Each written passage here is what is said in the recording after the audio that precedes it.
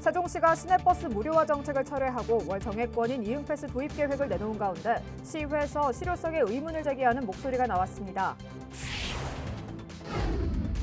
갑작스러운 감독 경질설로 천안시티FC에 후폭풍이 일고 있습니다. 구단 측의 감독 교체 의지가 강한 가운데 계약 기간이 남은 박 감독은 물러날 생각이 없어 보입니다. 경찰병원 아산군원 예타면제 근거인 경찰복지법이 국회 상임위를 통과한 것과 관련해 박경기 시장이 7부 능선을 넘었다고 평가했습니다. 시청자 여러분 안녕하십니까? BTV 뉴스입니다. 얼마 전 세종시에서 시내버스 전면 무료화 정책을 철회하고 세종형 대중교통 정액권인 일명 이응패스를 내년 9월 도입하겠다는 소식 전해드렸죠. 전면 무료화 대신 예산을 적게 들이는 대안을 제시한 건데 세종 시민의 버스 이용 현황을 고려할 때 대안으로서의 실효성이 불분명하다는 우려의 목소리가 제기되고 있습니다. 어떤 문제인지 강현준 기자가 취재했습니다. 재정 여건 약화와 현실성 문제로 시내버스 전면 무료화 정책을 철회하고 월 정기권인 일명 이응패스 도입 계획을 밝힌 세종시. 무료로 하는 것보다는 그 버스 이용권을 2만 원으로 채택을 해준다면 차라리 더 이용하는 사람이 많을 것이다. 월 2만 원의 정액권을 구매하면 한 달간 최대 5만 원 한도에서 대중교통을 이용할 수 있고 잔액은 소멸되는 방식입니다. 무료화에 비해 예산은 적게 들이면서 버스 활성화를 도모할 수 있다는 장점을 내세웠지만 준비 미흡과 실효성을 지적하는 목소리가 나오고 있습니다. 현재 세종 시민의 월 평균 버스 이용액은 약 12,000원. 버스비로 10,000원 미만을 지출하는 시민들이 약 90%에 이르는 상황에서 2만 원 정액권을 살 이용자가 얼마나 되겠느냐는 겁니다. 소수를 위한 교통비 지원 정책에 머무를 수 있는 효용성의 문제입니다. 또한 2만 원 이상 버스 이용객들과 자가용으로 통근하는 시민 등을 대상으로 정액권에 대한 수요 조사 없이 예산이 수립되었습니다. 이 같은 지적은 버스 이용자들 사이에서도 제기되고 있습니다. 교통약자들한테는 도움을 주는 게 맞을 것 같은데 교통약자 아닌 사람은 그거 어차피 사용 안 할 거니까 그건 좀 그러네. 무료 이용 대상자 선정의 모호성도 논란입니다. 세종시가 입법 예고한 대중교통 조례 개정안에서 정의하는 교통약자의 경우 청소년은 해당되고 6세 이상 12세 미만의 초등학교 연령대는 포함되지 않았기 때문입니다.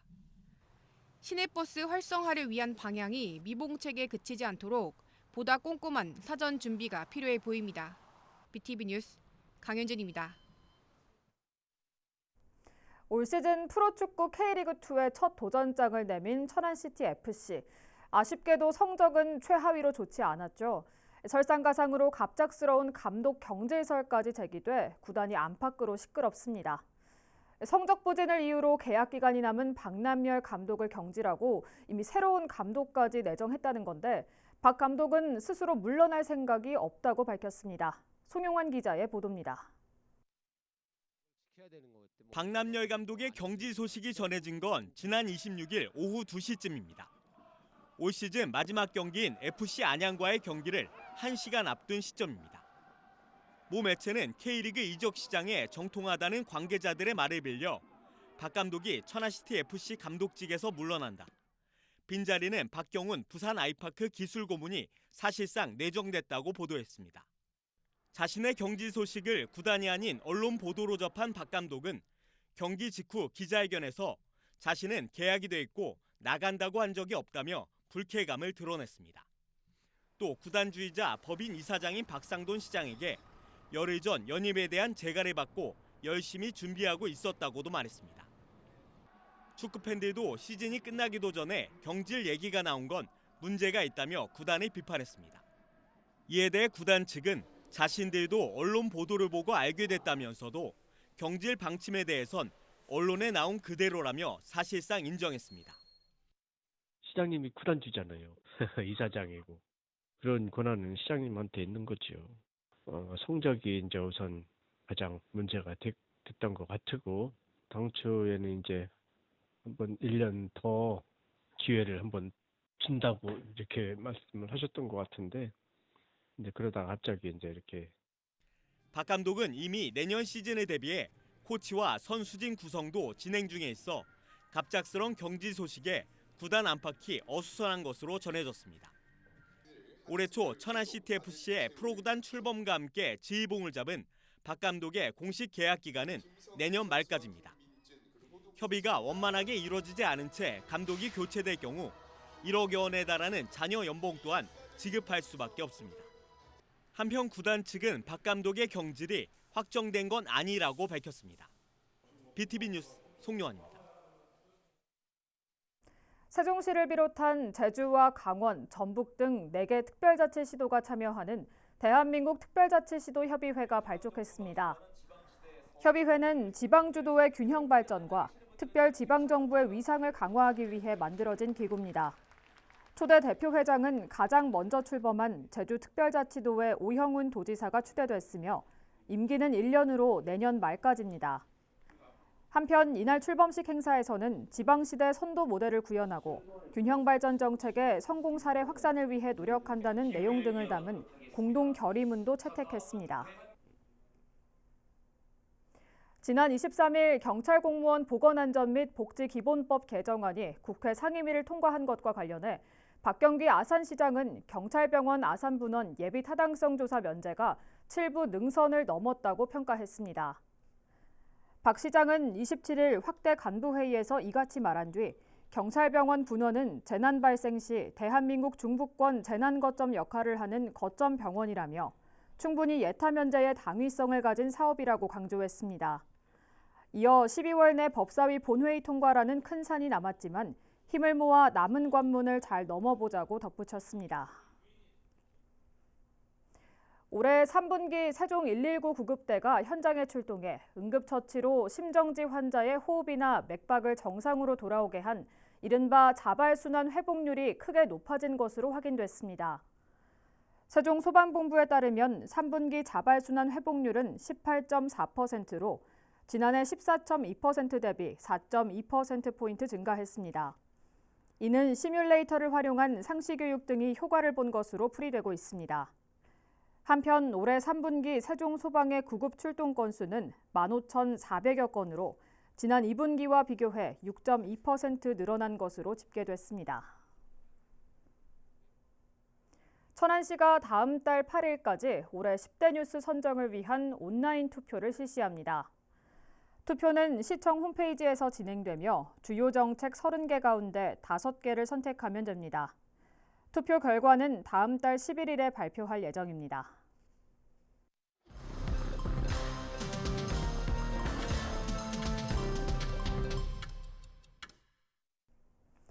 세종시 인구가 급격히 증가하면서 출퇴근 시간대 교통정체가 점차 심화되고 있죠. 여기에 향후 국회 세종의사당과 대통령 집무실까지 들어서면 정체를 넘어 마비가 되는 것 아니냐는 우려가 나옵니다. 이를 막기 위한 몇 가지 개선 방안이 도출됐는데 그 내용을 김우순 기자가 연속해서 전해드립니다. 먼저 존치와 폐쇄를 두고 논란이 컸던 국지도 96호선에 대한 처리 방안인데요. 내년까지 폐쇄가 계획됐지만 교통량 증가와 국회 세종의사당 설치로 인한 교통 인프라 확보 차원에서 유지할 예정입니다. 세종시 신도시의 중앙 녹지 공간과 금강 사이를 관통하는 국가지원 지방도 96호선, 일명 뚝방도로입니다. 신도시 건설 편의를 위해 설치된 임시도로로 전체 3km 구간에 이릅니다. 당초엔 중앙공원 2단계 조성 계획에 따라 내년까지 폐쇄될 예정이었지만 지속적인 교통량 증가와 인근의 국회 세종의사당 설치가 확정되면서 교통 인프라 확보 차원에서 유지하기로 결정됐습니다. 지난 9월 행복청이 실시한 도로 처리 방안을 묻는 설문조사에서 도로 기능을 유지해야 한다는 답변이 85%를 넘어선 것이 결정적인 계기가 된 것으로 보입니다. 이에 따라 행복청은 내년 상반기 중 설계에 들어가고 이후 교통영향평가와 실시계획 변경 등을 거쳐 2025년 착공, 2029년 준공을 목표로 새로운 도로 건설을 추진한다고 밝혔습니다. 중앙녹지공간으로 접근을 주기능으로 하고 적정 수준의 통과 기능을 부여하도록 하겠습니다.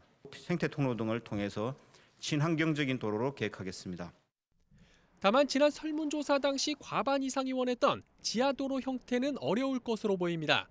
검토 결과 실질적으로 지하화할 수 있는 거리가 600여 미터에 불과한 상황에서 지하도로 진출입 구간 교차로에 대한 병목 현상으로 교통정체가 심화될 수 있다는 우려 때문입니다.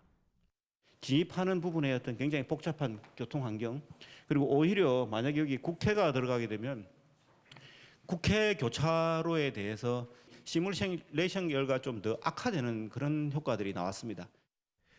행복청은 향후 사업 추진 과정에서 시민과 전문가들의 의견을 적극 수렴하겠다고 밝혔습니다. 그러나 여전히 국지도 96호선 존치를 반대하는 여론이 있는 데다 중앙 녹지 공간 구성의 본래 취지를 훼손한다는 우려의 목소리가 나오고 있어 원만하게 추진될 수 있을지는 미지수입니다. BTV 뉴스 김우순입니다. 세종이사당이 들어서면 그에 따른 유동인구가 하루 2만 명 안팎에 이를 것으로 예상되는 만큼 도로 인프라 개선이 시급하다는 지적이 나오는데요. 다음으로는 세종이사당으로 연결되는 도심부 차로 확대 계획은 어떻게 검토되고 있는지 살펴보겠습니다. 정부 세종청사와 금강 햇물이교를 잇는 절제로입니다. 신도시 중앙 녹지공간 북단에 위치한 도로로 바로 옆엔 국회 세종의사당 예정부지가 있습니다. 예정대로 이곳에 세종의사당이 들어서게 되면 이제 이 도로는 여의도 국회도로와 같은 역할을 하게 됩니다. 그런데 보시다시피 도로가 4차로에 불과해서 벌써부터 교통 대란이 우려되고 있습니다. 절제로와 수직으로 연결되는 임난수로 지금은 차량의 통행이 드물지만 세종의사당이 들어서고 북측의 5, 6생활권 개발까지 본격화되면 교통량이 크게 늘어날 것으로 전망되고 있습니다. 이에 따라 행복청은 이들 두 도로 구간에 대한 개선 대책을 마련 중입니다. 아직 구체적인 계획은 나오지 않았지만 도로 확장을 비롯해 선형 개선과 입체화까지 다각적인 방안이 검토될 예정입니다. 24년도에 진행 예정인 그 일대에 S-1 생활권 통합 마스터 플랜 공모 결과와 연계해서 통합적으로 수립할 계획입니다. 나성동에서 대평동 시외버스 터미널을 잇는 갈매로, 이 도로는 차로 확장이 유력합니다. 현재 4차로에서 6차로로 확장하는 방안을 검토 중인데 지난 1997년 완공된 금남교를 어떻게 확장할 건지가 관건입니다.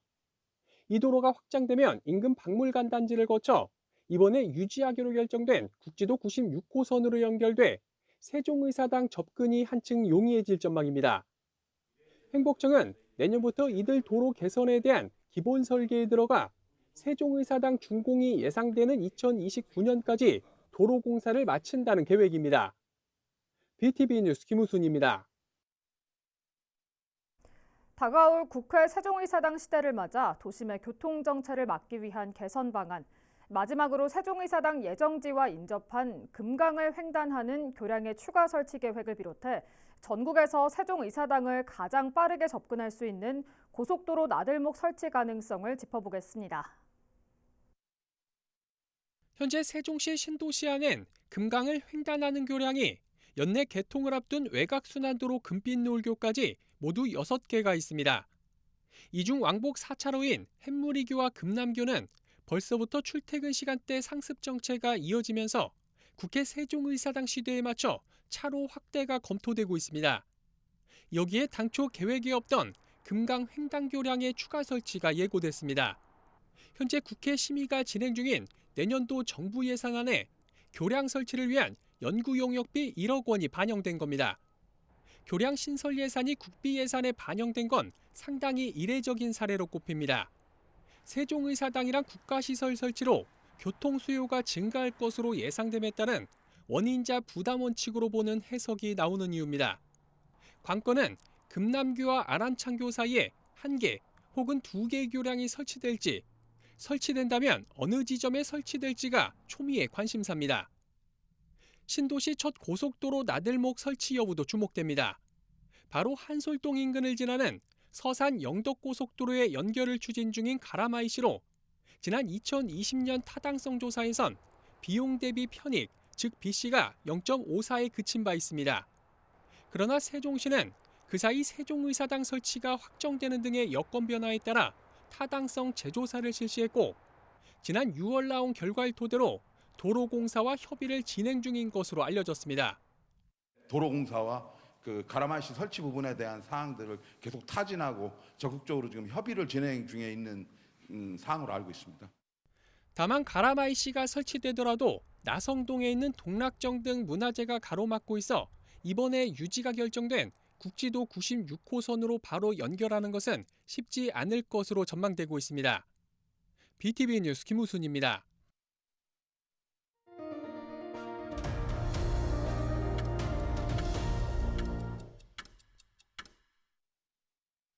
우리 지역 정보와 소식으로 이어갑니다. 아산 은봉 복합문화센터 공사가 우여곡절 끝에 지난 8월 다시 시작됐다는 소식 전해드렸는데요. 계획대로라면 내년 1월 준공될 예정이었는데 현재 전체 공정률은 50% 정도에 불과한 것으로 나타났습니다. 사실상 내년 1월 준공은 물 건너간 상황인데요. 또다시 지연되고 있는 이유를 김장섭 기자가 취재했습니다.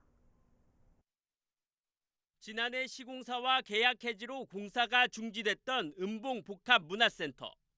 약 1년 3개월 만인 지난 8월 공사가 재개됐습니다. 하지만 실질적인 공사는 지난달 말이 돼서야 시작됐습니다. 계약이 해지된 시공자의 협력 업체들이 공사 대금을 받지 못했다며 아산시에 해결을 요구했고 그 과정에서 가설재 사용과 이동, 철거 등을 하지 못하게 하면서 잔여 공사가 늦어진 겁니다.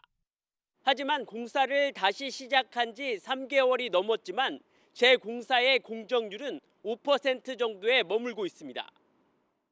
전체 공정률로 보면 50% 수준입니다. 시는 해당 협력 업체들이 잔여 공사를 막는 방안 등을 제시했지만 여전히 미지급 대금을 해결해달라는 요구에 사태는 해결되지 않고 있는 상황입니다.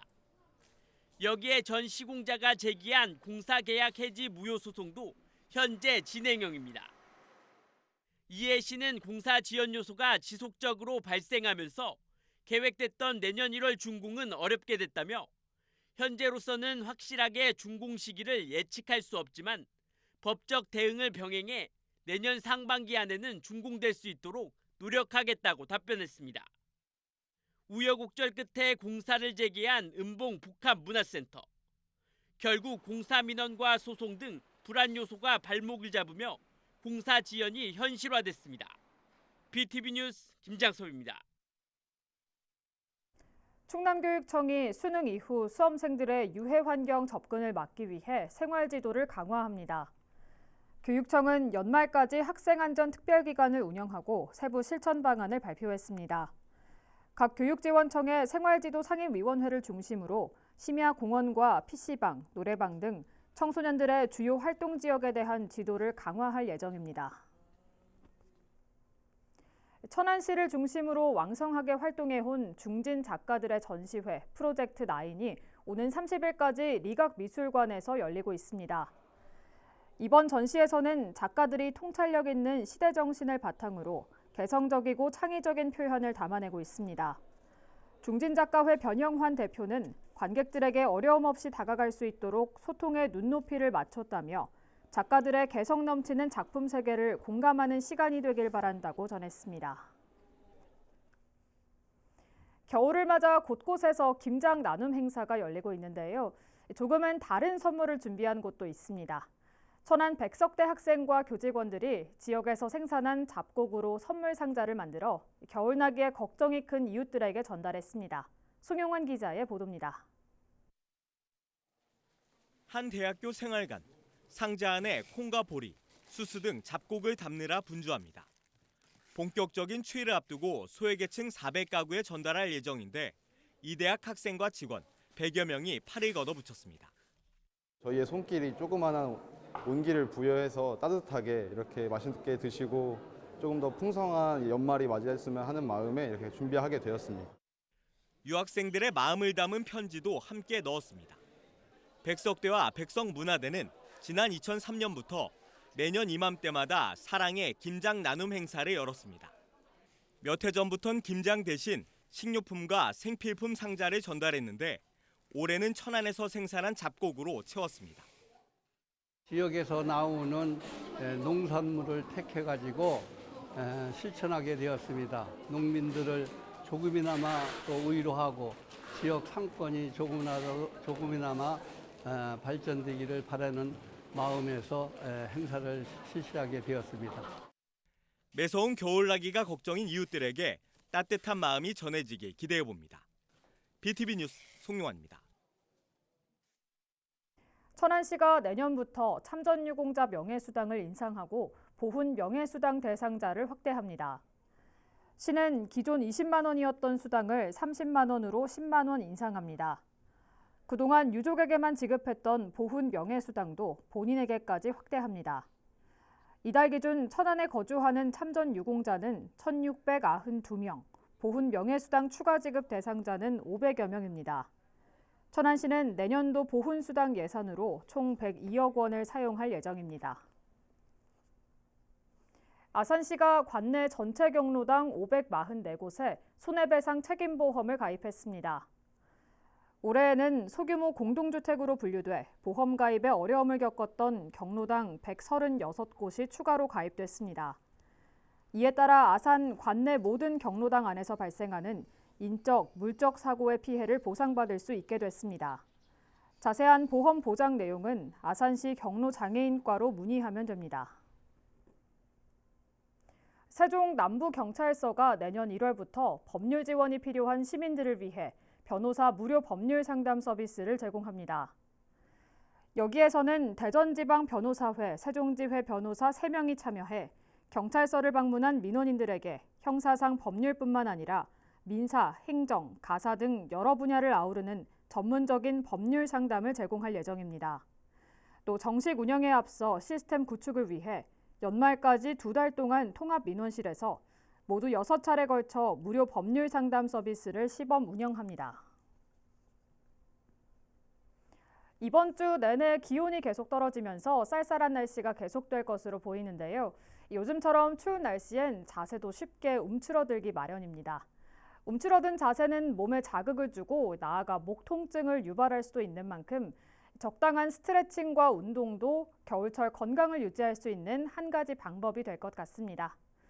이상으로 BTV 뉴스를 마칩니다. 시청해주신 여러분 고맙습니다.